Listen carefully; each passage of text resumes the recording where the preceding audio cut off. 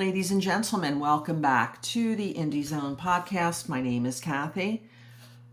You may have imagined that there were many tips received by law enforcement after the horrendous crimes occurred at 1122 King Road. Did you know that those tips numbered over 45,000? And that they're still coming in on a daily basis? This according to the defense. This is information that we are learning in defense's objection to state's motion in limine regarding alternative perpetrator evidence.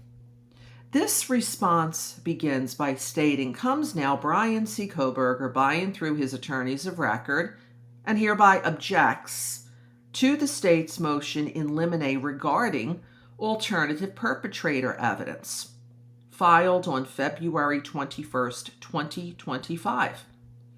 More specifically, according to the defense, ladies and gentlemen, the state seeks an order prohibiting Mr. Kohberger from, quote, offering alternative perpetrator, end quote, evidence or argument without first satisfying the court that any such evidence is relevant and admissible pursuant to, and then the Idaho rules of evidence are cited to here. For the reasons set forth below, Mr. Kohberger objects to this motion. Under the argument section, which is page 2, the defense states Mr. Kohberger has a right to present a full and complete defense for the crimes of which he is accused, citing to an Idaho Supreme Court case, State versus Meister. This right, the defense continues, is protected by the Sixth Amendment of the U.S. Constitution and made applicable to the states through the Due Process Clause of the 14th Amendment.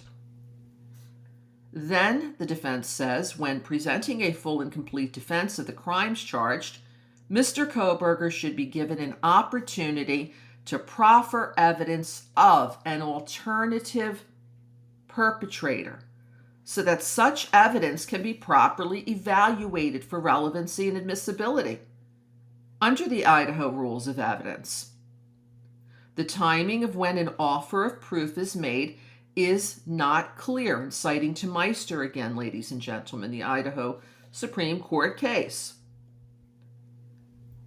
And then they go on to say, the state argues that literally thousands of tips regarding possible perpetrators were received by law enforcement during the course of the investigation, and that none of these tips were substantiated, with exception of information regarding the defendant. The state is correct in that over 45,000 tips have been disclosed, and tips continue to come in daily. This is stated, last line, page 2 of this filing, ladies and gentlemen.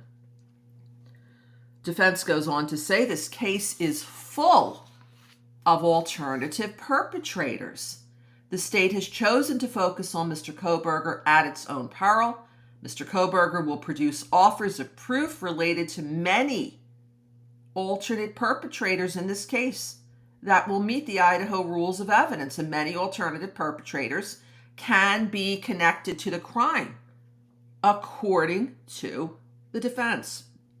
In conclusion, defense says that the court should deny the state's motion in limine regarding alternative perpetrator evidence.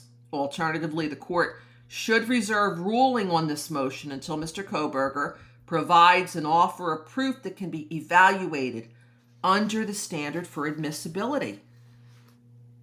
So it looks like, what the defense is saying here, they want the motion denied outright, but alternatively, if the court is inclined to consider this motion, wait until Mr. Kohberger can provide offers of proof of alternative perpetrators, and he says there are many here. And this will now conclude this episode of the Indie Zone podcast. This is Kathy. Thank you very much for joining us here today.